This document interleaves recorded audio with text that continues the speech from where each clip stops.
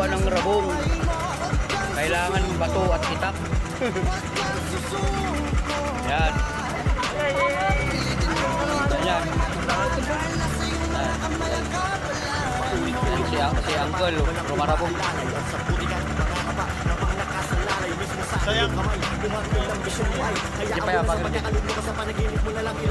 Kaya buksan mo nga kung kaya mong buksan.